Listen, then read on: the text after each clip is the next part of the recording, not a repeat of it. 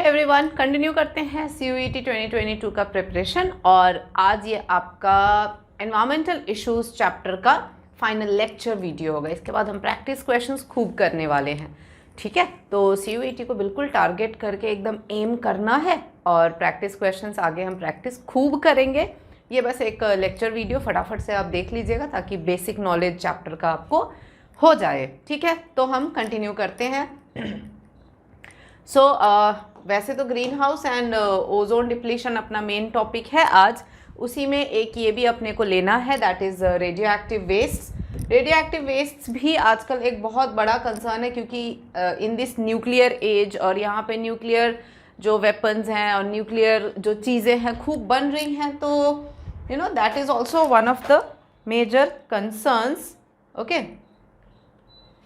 And we need to think about it. So they are nuclear waste होता है जो radiations देते हैं।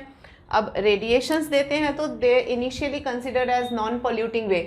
पहले तो ये था कि न्यूक्लियर एनर्जी से इलेक्ट्रिसिटी जनरेट करते हैं, लेकिन प्रॉब्लम बाद में रियलाइज़ हुआ। एक तो एक्सीडेंटल लीकेज, ठीक है। अब ये कहाँ कहाँ हुआ? 3 माइल आइलैंड एंड चेर्नोबिल में, ये 2 जगह पे हुआ जहाँ रेडियो एक्टिव वेस्ट लीक हो गया, लोगों के बीच पहुंच गया, उनमें म्यूटेशंस हो गई और कई जनरेशन तक वो दिखता भी है। तो ये प्रॉब्लम्स आती हैं, तो इसीलिए इनका सेफ डिस्पोजल बहुत ज़रूरी है। भोपाल गैस ट्रेजेडी याद होगा, गैस वहाँ भी लीक हुआ था, ये चेर्नोबिल वगैरह हो गया। तो इस तरीके से प्रॉब्लम्स हैं, तो इनका सेफ डिस्पोजल बहुत ज़्यादा ज़रूरी है, ठीक है। तो हार्मफुल इफ़ेक्ट्स क्या है? रेडिएशन से म्यूटेशन होता है। म्यूटेशन अब आप जानते हैं क्या होता है। एंड लीथल भी हो सकते हैं, मतलब कंटिन्यूस अगर वो करे तो it's very lethal. And low doses में भी बहुत डिजीजेस हो सकती हैं, जैसे कि कैंसर्स हो सकते हैं। So disposal method of radio active waste involve pre treatment and storage in shielded container and then burying at 500 meter deep below earth surface. ये सबसे इम्पॉर्टेंट है। ये भी हालांकि प्रॉब्लमेटिक है। 500 मीटर, आधा किलोमीटर नीचे डीप भी बरी करते हैं, तो सोचो ऐसे हैं ये प्रॉब्लम कहीं ना कहीं कर तो जाते हैं, लेकिन ना करो तो प्रॉब्लम, करो तो प्रॉब्लम, वो वाली चीज़ है। तो इसको मिनिमल यूज़ रहे, इसका वही ठीक है ना। तो this is radio active waste. उसके बाद आते हैं, आप ये देख सकते हो, बहुत प्यारा सा डायग्राम है। ये कोई प्यारा डायग्राम सिर्फ देखने के लिए नहीं है, ये ले जाता है हमें हमारा main topic, that is known as the greenhouse, क्या लिख रही हूँ मैं, ग्रीन हाउस इफेक्ट, ठीक है। This is our topic. तो ग्रीन हाउस इफेक्ट क्या है? This is the effect in which the temperature of earth rises. मतलब green house effect leads to global warming. क्यों ग्लोबल वार्मिंग को लीड करता है? तो एक्चुअली क्या है, ये जो ग्रीन हाउस गैसेस, ये डायग्राम जो यहाँ दिखा रहे हैं आपको, इसमें क्या होता है बच्चों, दैट सन की एनर्जी आई, ठीक है। अब सन की एनर्जी आई तो ग्रीन हाउस गैसेस अर्थ पे जब होते हैं तो they absorb the sun's energy and then technically sun की एनर्जी वापस लौट जानी चाहिए, लेकिन सन की एनर्जी यहाँ पे अर्थ पे ही ट्रैप करके रख लेते हैं ये गैसेस और इनको वापस लौटने नहीं देते हैं। तो सिंस सन की एनर्जी यहीं ट्रैप्ड है तो यहाँ पे टेम्परेचर ऑब्वियसली बढ़ेगा। So greenhouse gases absorb long wave infrared radiation from the earth and emit it again towards the earth, and the cycle continues till earth surface has no long wave radiation to emit. बहुत important point है, ये ध्यान रखना है। तो ये infrared radiation को क्या कर रहे हैं? अब्जॉर्ब कर रहे हैं और अर्थ की तरफ ही वापस रेडिएट कर देते हैं। इस वजह से गर्मी बढ़ती है। So ultimately this is green house effect and it leads to global warming. और इसकी वजह से जो है प्रॉब्लम्स दुनिया भर की आ रहे हैं। अर्थ का टेम्परेचर देखो, आई थिंक 0.6 डिग्री सेल्सियस तक अर्थ का टेम्परेचर पिछले 3 डिकेड्स में बढ़ चुका है, और भी ज़्यादा होगा अब। ये बुक का रिकॉर्ड है। तो ऐसे करके, और ये अल्टीमेटली लीड करता है अनयूजुअल क्लाइमेटिक कंडीशंस को लीड करता है, अब नॉर्मल क्लाइमेटिक कंडीशन को लीड करता है। कभी भी कुछ भी हो जाता है। आपने सुना होगा अल नीनो इफेक्ट। तो El Nino effect is abnormal climatic changes, temperature बढ़ने की वजह से अबनॉर्मली क्लाइमेट चेंजेस जो आते हैं, that is all Nino effect. तो वो होता है। अब कौन करता है? तो ये हैं आपके green house gases. These are the ones जो रिस्पॉन्सिबल है ये ग्रीन हाउस में, and ultimately it leads to global warming. तो कौन कौन है? 60% इज दिस कार्बन डाइऑक्साइड। ये जो इंफ्रारेड रेडिएशंस को अब्जॉर्ब करना और वापस से अर्थ की तरफ ही रीरेडिएट कर देना, ये काम ये 60% तो ग्रीन हाउस गैसेस हैं। इवन मीथेन है, क्लोरोफ्लोरोकार्बन्स हैं, एंड N2O है 6%। तो ये एक पाई चार्ट भी आपको याद रखना है, लेकिन मेजॉरिटी जो है वो कार्बन डाइऑक्साइड है, ये आपको ध्यान रखना है, ठीक है। So this you have to take care. अब ये जो ग्रीन हाउस गैसेस हैं ये अल्टीमेटली ग्लोबल वार्मिंग को लीड करते हैं। ग्लोबल वार्मिंग से अर्थ का टेम्परेचर बढ़ता है, आइस कैप्स वगैरह मेल्ट होते हैं, और अल्टीमेटली मेल्ट होकर सी लेवल राइज होगा। ऐसा अगर कंटिन्यू रहा तो एक टाइम ऐसा आएगा जब वो पूरा अर्थ डूब भी जाएगा, कोई भरोसा नहीं है। इसीलिए अब सुनते ही होगे ना आइस कैप्स कैसे, एंटार्क्टिका के काफ़ी सारे आइस कैप्स मेल्ट हो चुके हैं, ये चीज़ें आती हैं ना न्यूज़ में। टेम्परेचर बढ़ रहा है। सिंपल सा एग्जांपल हो, हिल्स जो एक ज़माने में कितना ठंडा होता था, आजकल गर्मियों में वहाँ भी गर्मी फील होता है। सो ग्लोबल वार्मिंग हैज़ अफेक्टेड, ये प्रैक्टिकल वो हैं, एक्सपीरियंसेस हैं, समझ रहे हो। तो ये ग्रीन हाउस गैसेस हैं जो आपको ध्यान रखना है। इनकी वजह से टेम्परेचर अर्थ का राइज हो रहा है, एल नीनो इफेक्ट जैसी प्रॉब्लम्स आ रही हैं। तो फिर पढ़ना ये भी होगा कि how will you reduce it. तो रिडक्शन क्या होगा? रेमेडीज क्या होंगे? पहला, less use of fossil fuel. भाई जितना फॉसिल फ्यूल कम यूज़ करेंगे उतना जितना CO2 रिलीज जो है जितना रोकेंगे उतना फ़ायदा है, ठीक है। लेस डिफॉरेस्टेशन ना के बराबर करें, ठीक है। नो डिफॉरेस्टेशन, रादर रिफॉरेस्टेशन करें, ज़्यादा से ज़्यादा ट्रीज़ को प्लांट करें ताकि वो CO2 अब्जॉर्ब करे और कम से कम CO2 एटमॉस्फेयर में रिलीज़ हो और कम से कम ग्लोबल वार्मिंग बढ़े। तो ये कुछ चीज़ें हैं जिससे हम ग्रीन हाउस को कंट्रोल कर सकते हैं, ठीक है। इसमें मेन पॉइंट है एल नीनो इफेक्ट याद रखना है, ग्लोबल वार्मिंग एग्जैक्टली क्या है, और ये जो गैसेस हैं और पाई चार्ट, ये चीज़ें मेन याद रख लेना, okay. Then coming ozone depletion.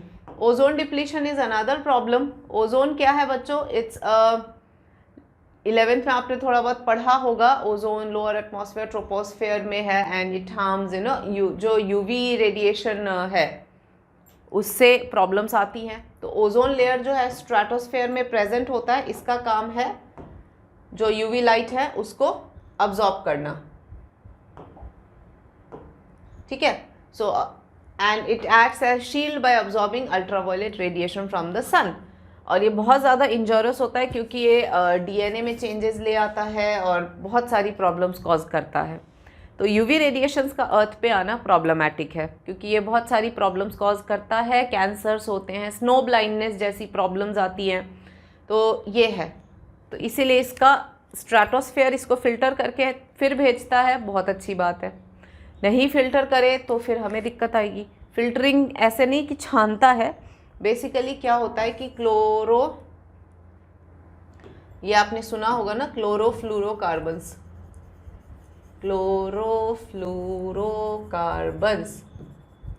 ये क्या करते हैं, जिसको हम कहते हैं CFCs। ये क्या करते हैं, ये जितना रिलीज होते हैं ना उतना वो ओजोन क्या है, O3 है। अब ये O2O के साथ में ऐसे मतलब एसोसिएशन डिसोसिएशन रिएक्शन चलता रहता है, ठीक है। ओजोन लेयर में यही होता रहता है under the effect of ultraviolet radiation. अब क्या होता है, CFCs चले गए बहुत सारे स्ट्रेटोस्फेयर में, वहाँ पे इसके जो क्लोरीन है वो इस ऑक्सीजन के साथ में कंबाइन कर जाते हैं। तो ये जब ऑक्सीजन के साथ क्लोरीन कंबाइन हो गया तो O3 कैसे बनेगा? नहीं बन पाएगा ना, ये नहीं हो पाएगा। इसलिए CFCs की वजह से ये ओजोन होल जो है वो क्रिएट होते हैं। समझ में आया बच्चों? तो जितने भी ये CFC के सोर्सेस हैं, जैसे कि ACs है, रेफ्रिजरेटर्स है, जितने भी ये कूलेंट्स होते हैं उनमें CFCs ज़्यादा होते हैं, तो उनको कम से कम यूज़ करें तो बढ़िया रहेगा, ओके। तो ये है। और याद रखना कि thickness of ozone in a column of air from the ground to the top of atmosphere, ये मेजर करते हैं हम डॉप्सन यूनिट्स में, DU में, ठीक है। तो ये ध्यान रखना है, स्ट्रेटोस्फेयर में ओजोन का लेयर है जिसका काम है अल्ट्रावायलेट रेडिएशंस को फिल्टर करना ताकि वो अर्थ पे ना पहुंच पाए, और अर्थ पे अगर पहुंच गया तो बहुत सारी प्रॉब्लम्स कॉज करता है क्योंकि वो DNA में म्यूटेशन ला देता है, म्यूटेशन से कैंसर और जाने दुनिया भर की प्रॉब्लम चालू हो जाती हैं।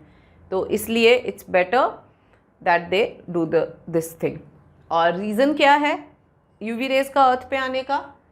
This is chlorofluorocarbons. ये क्या है जो मैंने बताया, इसकी वजह से ओजोन वहाँ फॉर्म नहीं हो पाता, ओजोन फॉर्म नहीं होता है तो वहाँ पर ऑब्वियसली होल हो जाता है, जैसे कि आपको यहाँ दिख रहा होगा। See, this is the ozone hole जो व्यू किया गया है फ्रॉम द नासा के कर्टसी से, ये लिया गया है। And area above Antarctica shown in purple, ये वाला, where the ozone layer is thinnest and thickness is given in Dobson units, ठीक है। and ozone hole over Antarctica develops each year between late August and early October। ये हर साल होता है क्योंकि CFCs इस दौरान जो हैं वो बहुत ज़्यादा एक्यूमुलेट होते हैं ना गर्मियों में AC वगैरह की वजह से, तो इस वजह से विंटर्स में तो इतने ACs चलते नहीं हैं तो फिर थोड़ा ठीक रहता है ऐसा। तो लेयर ऑफ कलर देखो कैसे थिनिंग हो रहा है, जस्ट सी। तो इस तरीके से ओजोन होल फॉर्म होते हैं। अब ओजोन होल फॉर्म हो रहे हैं तो इसकी क्या प्रॉब्लम्स आएंगी बच्चों? UV रेज पेनिट्रेट कर जाएंगे। इसमें भी सबसे गंदा वाला जो है ये UVB है। ये क्या है? Absorbed by the earth, earth पे ये अब्जॉर्ब भी हो जाते हैं। Even this is absorbed by cornea, हमारी आंखों के कॉर्निया ने अब्जॉर्ब कर लिया और इसकी वजह से कॉज होता है एक प्रॉब्लम, स्नो ब्लाइंडनेस, ठीक है। आंखों के आगे बिल्कुल कैटरैक्ट जैसा वो आ जाता है एंड देन ब्लाइंडनेस आ जाती है। तो ये प्रॉब्लम्स आते हैं और इसकी वजह से स्किन कैंसर्स वगैरह जो होते हैं वो अलग। तो इतनी सारी प्रॉब्लम्स है, तो इसीलिए बहुत ज़रूरी है ओजोन को बचाना। उसके लिए कनाडा के एक मॉन्ट्रियल में इन्होंने 1987 में मॉन्ट्रियल प्रोटोकॉल वो किया था, जिसके थ्रू सब कंट्रीज़ ने मतलब ये सोचा था कि हमें ओजोन प्रोटेक्शन करना चाहिए। तो that's how many countries they came together for this, तो ओजोन को बचाने के लिए, ठीक है। So this is ozone prevention, क्योंकि ozone hole is also a big problem nowadays. तो ये ग्रीन हाउस, ओजोन होल, ये सब चीज़ें हैं, ध्यान रखना, कोई नई बात नहीं है, आप लोगों को वैसे आता है।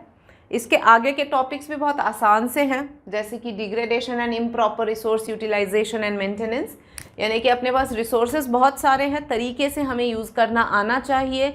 सिर्फ एनवायरमेंटल इश्यूज़ में सिर्फ ये नहीं है कि ये पोल्यूशन, ये पोल्यूशन, ये पोल्यूशन, ये pollution, there are resources also. उसका मैनेजमेंट भी हम अगर ढंग से सीखें तो बहुत चीज़ों का सोल्यूशन निकल सकता है।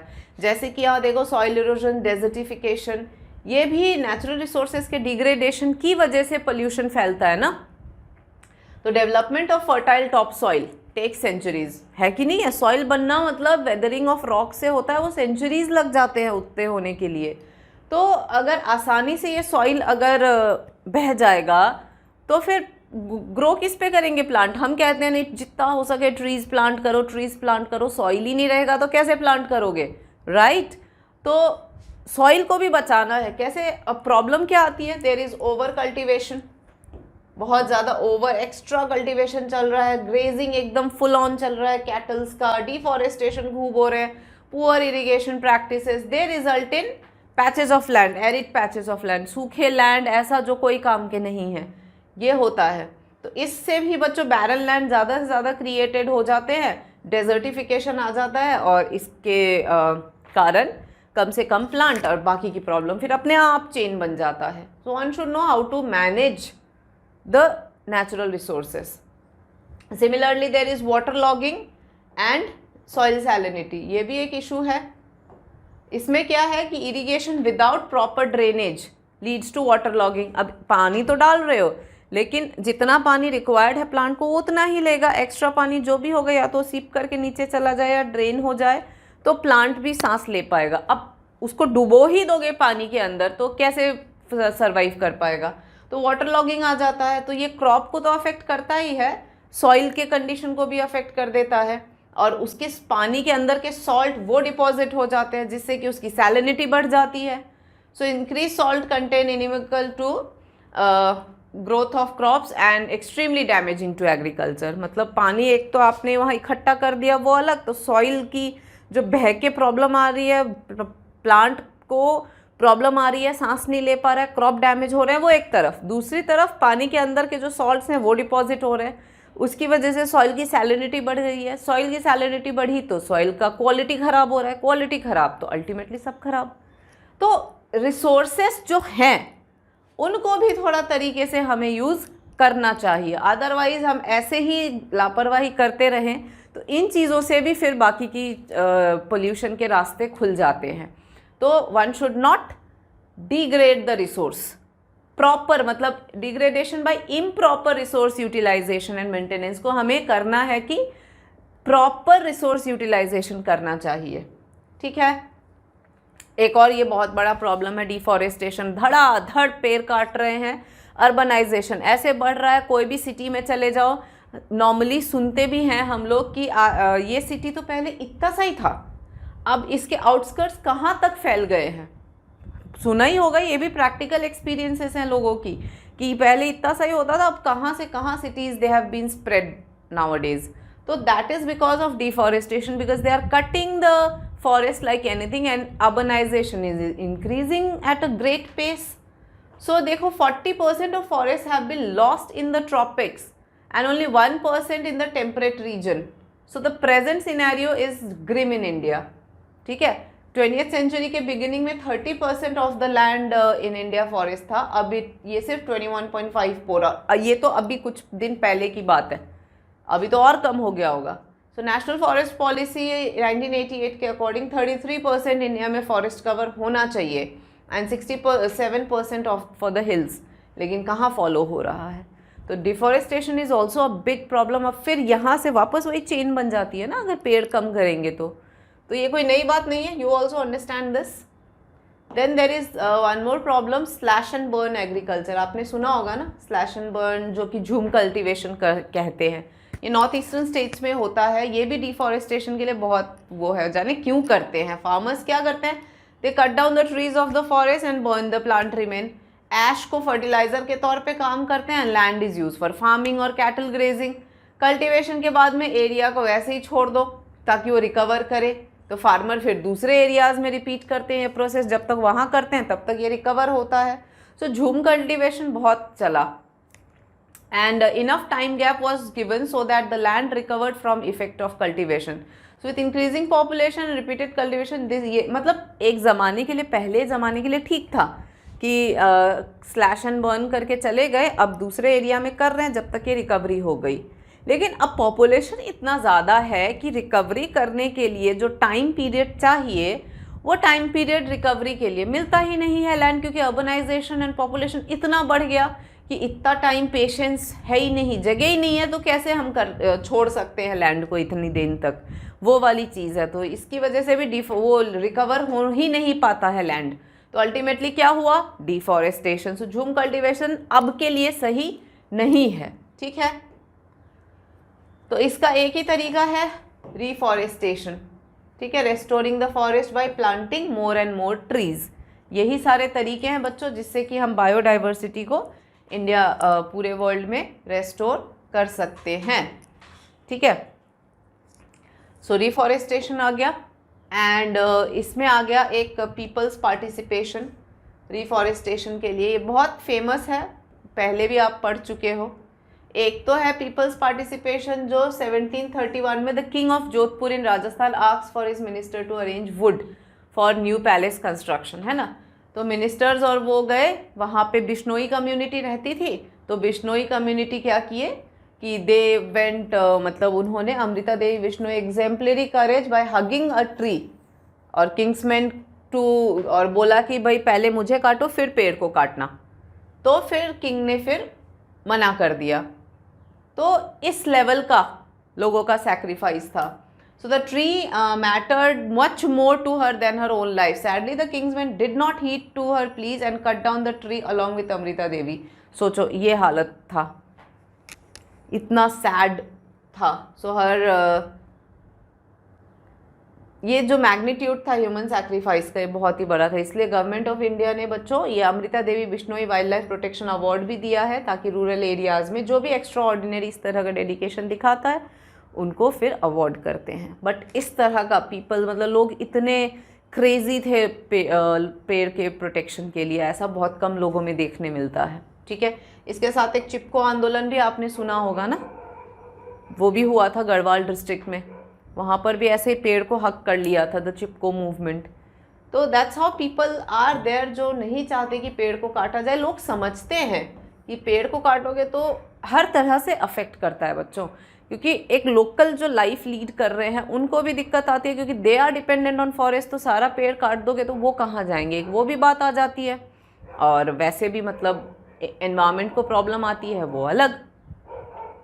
तो realising the significance of participation of local community, मतलब देखो कोई भी फॉरेस्ट एरिया को अगर ग्रो करना है ना, तो गवर्नमेंट अगर सोचे कि नहीं हम अकेले अपने लेवल पे कर लेंगे, कभी पॉसिबल नहीं होगा unless the locals they help you.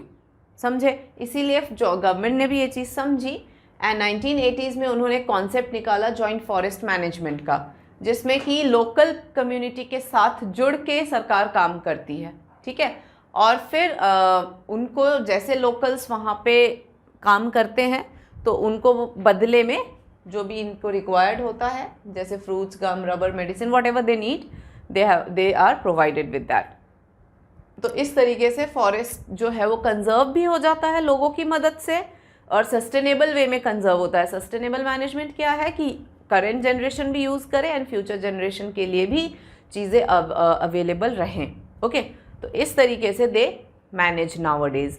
तो ये है बच्चों आपका एनवायरमेंटल इश्यूज़ का चैप्टर। कोई बहुत टफ कॉन्सेप्ट कुछ भी नहीं है, बचपन से पढ़ते आ रहे हैं, कुछ भी नया नहीं है। बस एक बार ब्रश अप कर लेना क्या क्या मेन कॉन्सेप्ट्स हैं, तो अपने आप ये चैप्टर डील हो जाएगा। Okay, I hope you understood.